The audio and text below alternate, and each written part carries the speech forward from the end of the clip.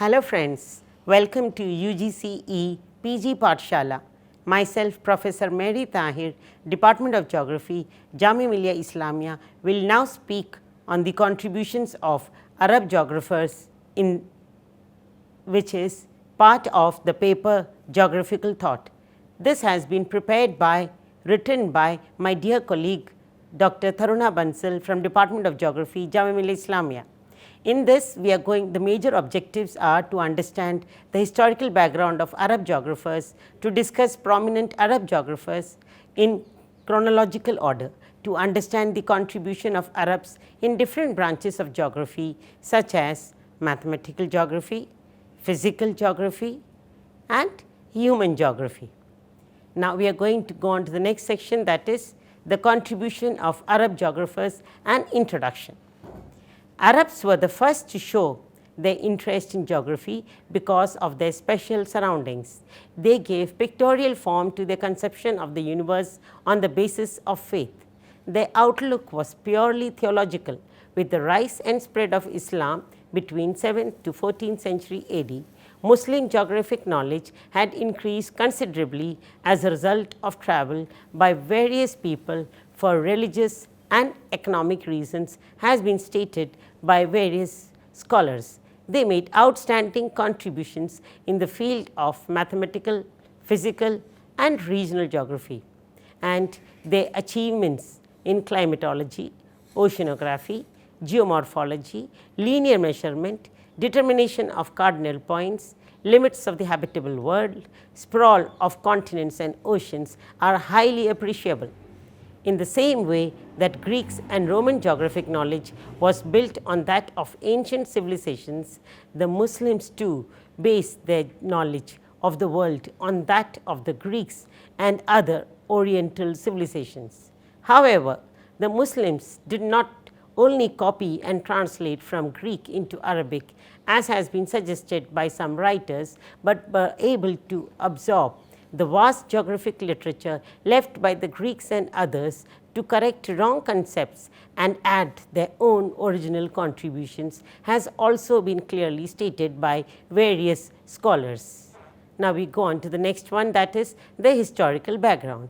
To begin with, most Muslim geographers such as Al-Maqdisi and others followed the scientific method in compiling their works.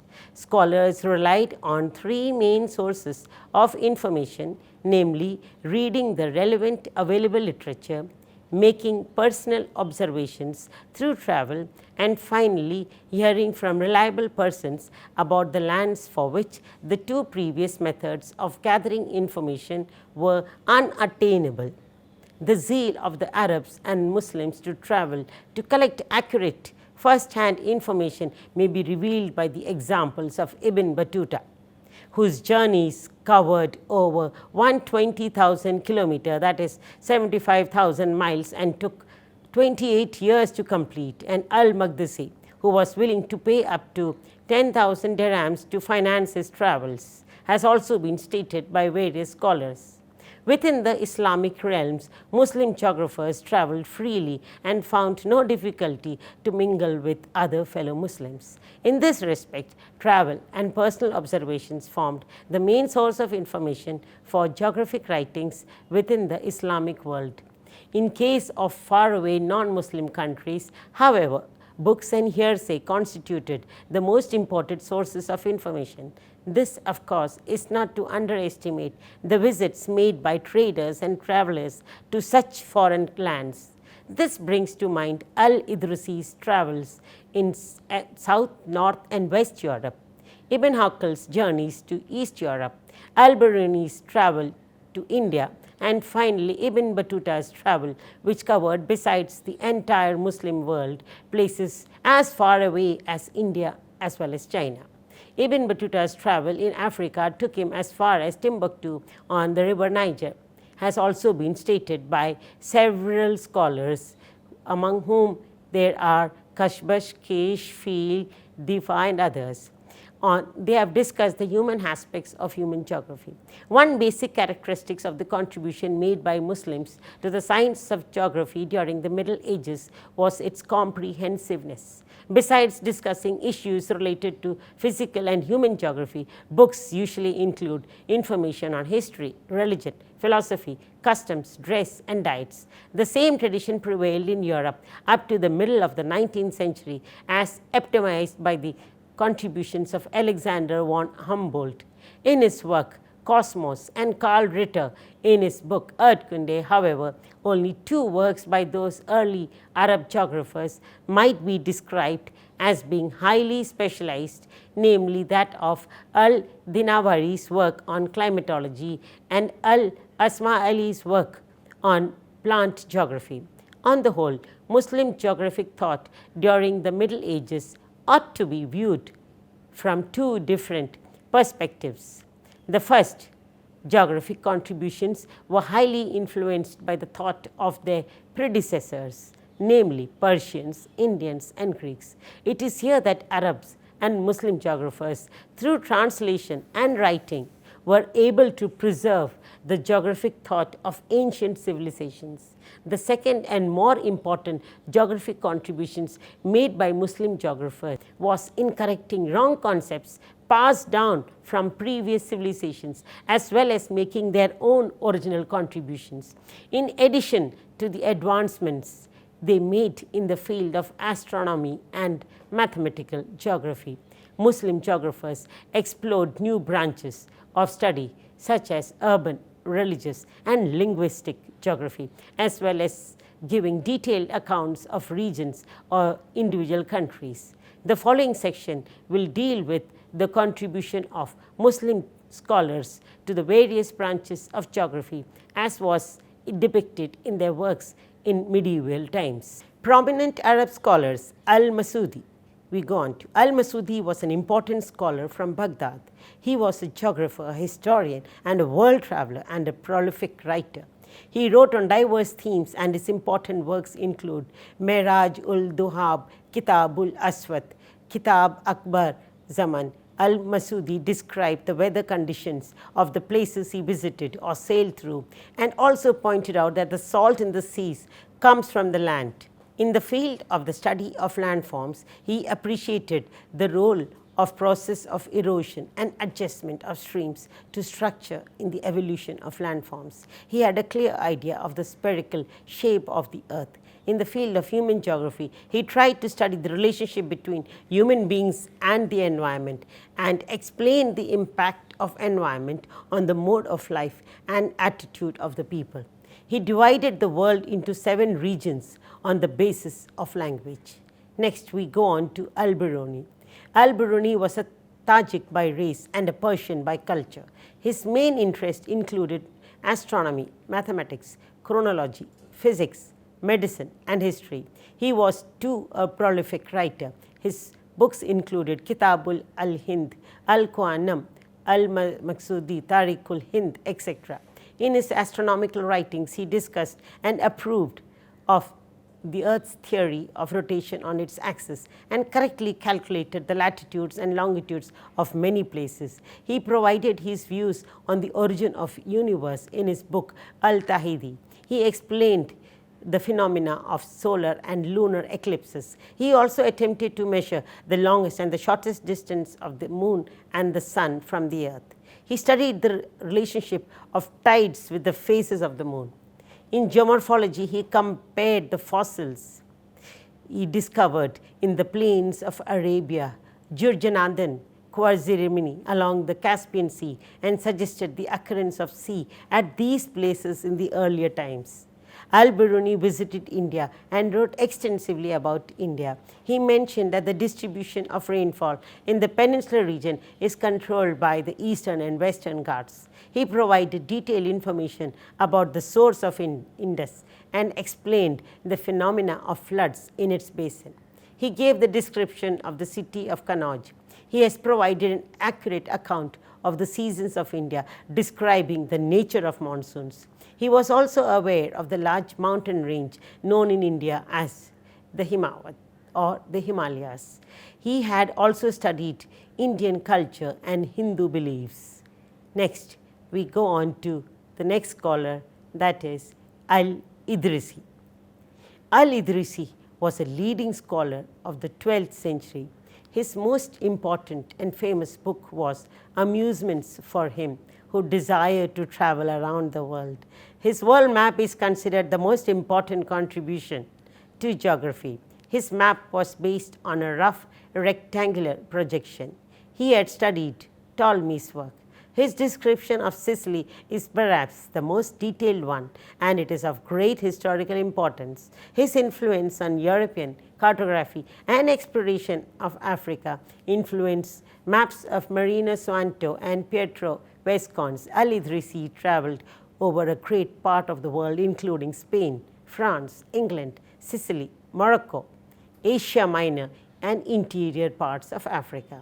He described the course of many rivers, including the Danube and Niger, with precision. However, in his works, the maps were based upon the text and not the text on the maps. We go on to the next scholar, that is Ibn Battuta.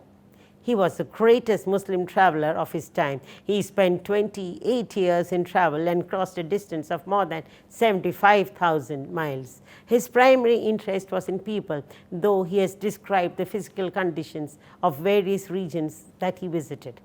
His description of house types and building materials in deserts is very interesting and informative too. Through his experience, he labels Morocco as the best of the countries. His book, Rela, provides an insight into the soils, agriculture, economy, and political history of the then Muslim world. He came to Delhi on an invitation by Muhammad Tughlaq and served as the Qazi of Delhi too. Ibn Khaldun. Ibn Khaldun was basically a historian, but his writings also have been important as works based on travel. His most important work is known as Muqaddimah. In his writings, Ibn Khaldun has maintained that the northern hemisphere is more densely populated than the southern. He stated that the population along the equator is sparse, but there is an increasing concentration away from it up to 640. Further away, there is little or no population. He emphasized the role of fertile land in the origin of settlements. He has argued that the origin of the large cities have always been in the form of small settlements. Ibn Khaldun is considered as one of the early environmental determinists, as he tried to correlate man and his environment in a very scientific way. Next, we go on to the contributions to different branches of geography by the Arab scholars. On the whole, it may be said that at the outset that Muslim geographers paid less attention to the physical aspects of geography as compared to the human ones. Nevertheless, there was reference to landforms, oceanography, climatology, and biogeography has been stated clearly by James and Martin, 1981. Here we will discuss their contributions to the various subfields and subfields of geography. First one, that is mathematical geography. Arabs were highly influenced by the Greek ideas about the shape and size of the earth. Earth was considered as the center of the universe around which revolved the 7 planets. The prime meridian plotted by Ptolemy was used by the Arabs for the calculation of time and longitudes. This meridian used to pass through Fortunate Islands. Abu Mashar has stated this. For determination of latitudes, the Arabs made use of the sun's shadow where it happened to be on the meridian. Al-Batam measured the circumference of the earth as 27,000 miles. In physical geography, they discussed the climatology. In AD 1921, Al-Balaki gathered climatic data and information from Arab travelers and prepared the first climatic atlas of the world, Kitabul Ashkal. Al-Masudi described Indian monsoon. Al-Maqdisi divided the world into 14 climatic regions.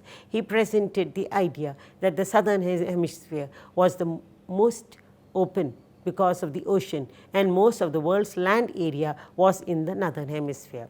Ibn Khaldun, Al-Biruni, Al-Masudi described the influence of climate on vegetation and lifestyle of the people. According to Ibn Khaldun, people of the warm climate are passionate. He also said that Negroes are black because they live in warm climate. People try to build their houses and settlements on the southern slopes near water sources and springs has also been very clearly stated by the Arab scholars. Geomorphology, in this their contribution are Al-Biruni in his Kitabul Hind was of the opinion that the stones became round because they had fallen along torrential mountain streams.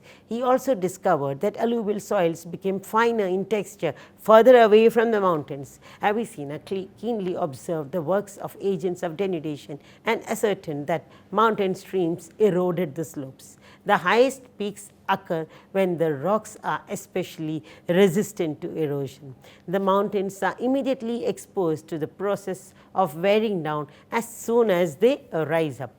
Al-Maqdisi, in his book, The Best Divisions for the Classification of Regions, divided Syria into 4 geomorphological zones running parallel to the Mediterranean Sea as follows. Number 1. The first zone is that of a sand plain running close to the sea. The second is a mountainous area covered with vegetation and dotted with settlements.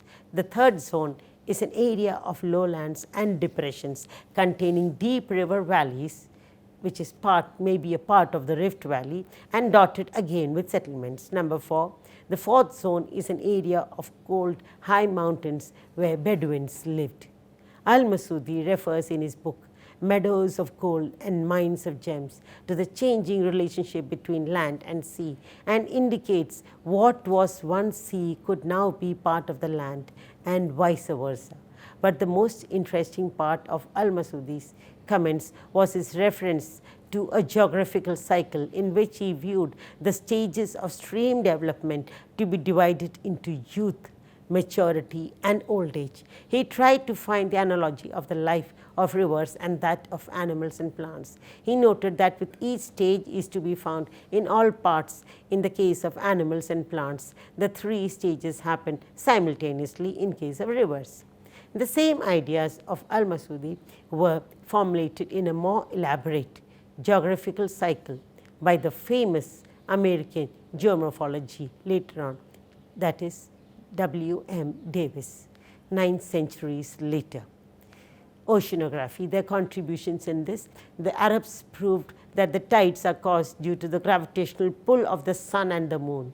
Al-Masudi observed variation in the color of the ocean water and attributed it to the variation in the salinity of water and presence of vegetation.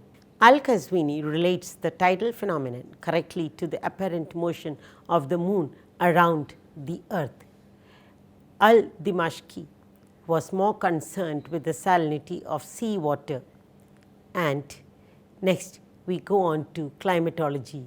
Using the temperature and rainfall indices, geographers such as Al-Ishtakri, Ibn Khordadbeh and Al-Maqdisi divided countries and regions into climatic zones. Perhaps the most outstanding Arab geographer to comment in an elaborate way on the factors affecting a climate of a place was Al-Masudi, who mentioned 4 factors, namely location, altitude above sea level, position with respect to mountains and seas, and finally the type of soil.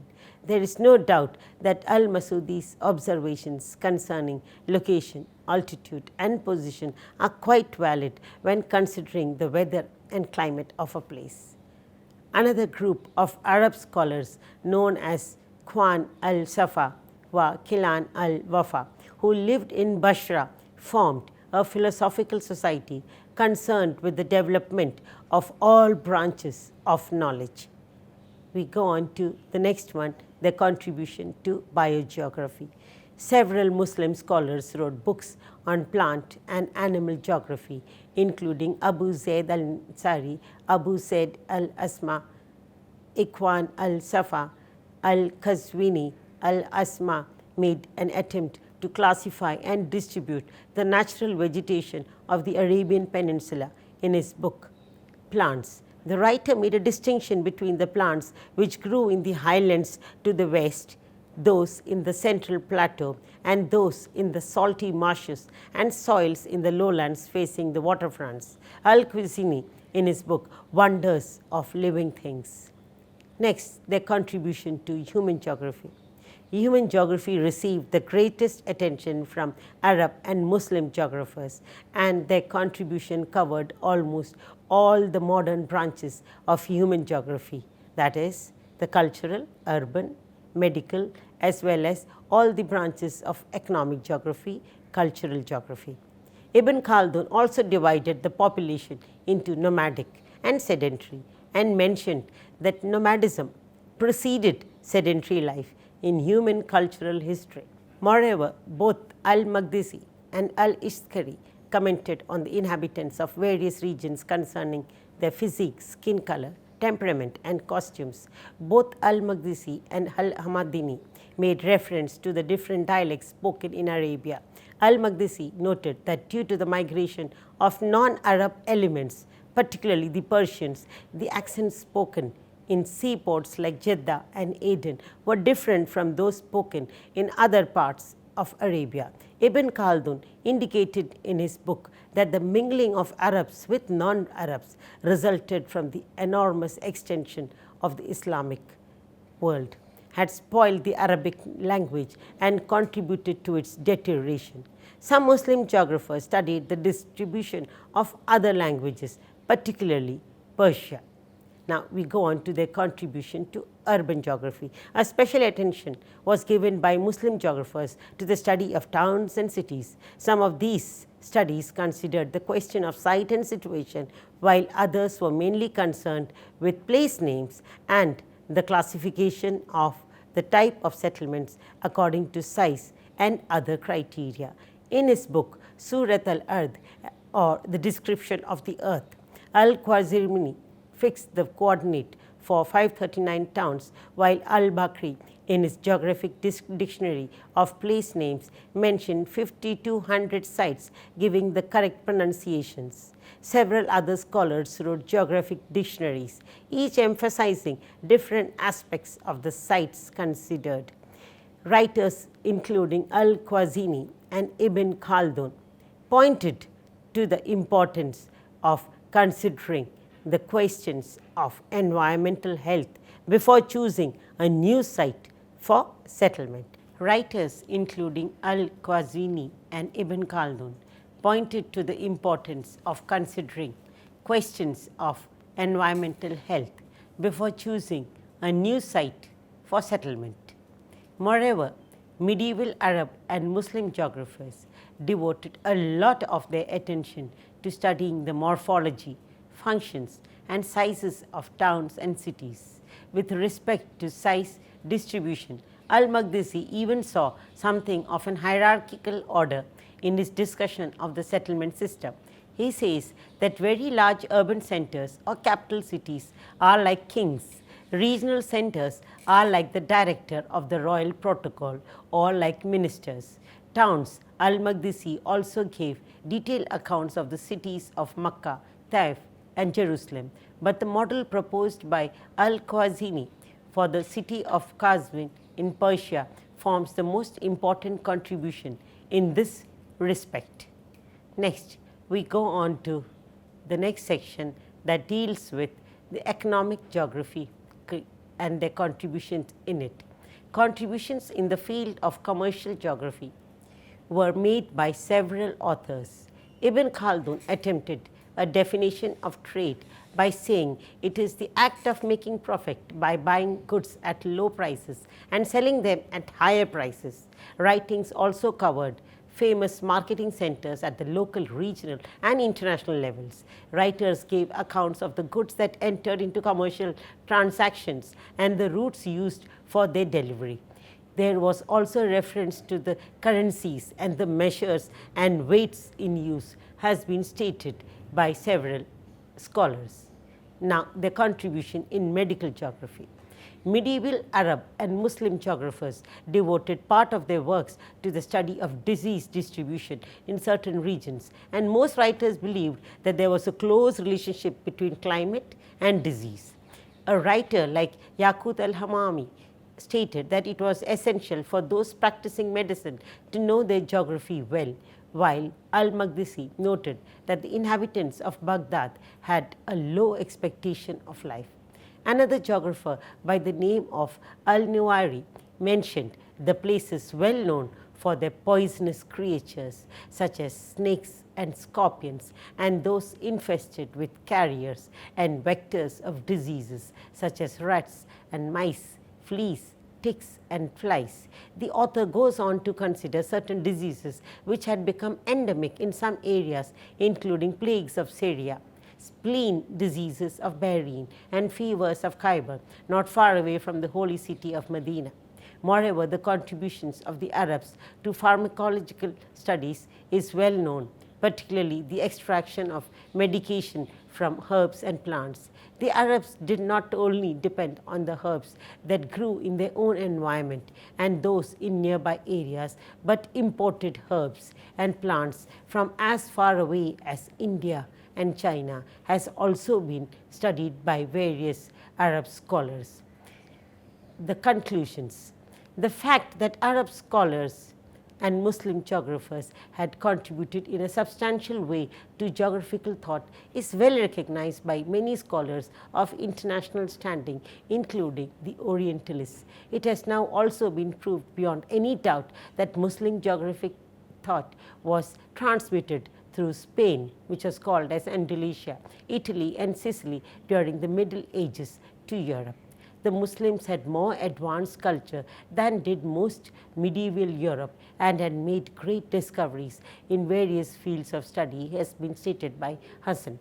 They had also preserved many of the writings of ancient Greek, Roman and other Oriental civilizations. It was through Spain that the Muslims made these works as well as their own contribution available for European scholars. The centers of learning in Muslim Spain were thriving with scholars from many places and particularly so from Europe. As Arabic was the language of culture and learning, many books were translated from Arabic into Latin and European other languages, including German, French and English, has also been stated by several scholars like James Martin Ahmad, etc. It is also understood that when geographical works were not translated, some of the ideas and concepts revealed in them were adopted in other translated works. With the final collapse of Muslim rule in Spain, 1492 AD, Muslim intellectual centers were open to Christians from all over Europe. Indeed, translations from Arabic into European languages continued well into the 16th century, and some of the translated books remained in use until the 17th century. Present-day civilization is actually the sum total of all the past human efforts which have been accumulated over the long years of man's existence on the earth, and as such there can be no gaps in human cultural history. To put the contribution of Arab and Muslim geographers into even more perspective, one can say that the most outstanding and original contribution, has been stated before, were in the field of regional and mathematical geography as well as surveying. Although most of the studies were concerned with regions or individual countries, some contributions were highly specialized, dealing with only one topic such as climate or plant. The regional approach is represented by the many books written with the title Al-Masalik, or Roads and Provinces, and those with the title Al-Bilad, or countries. As has been indicated earlier in this essay, treatment in these regional studies has been comprehensive, covering almost all aspects of physical and human geography. Thank you.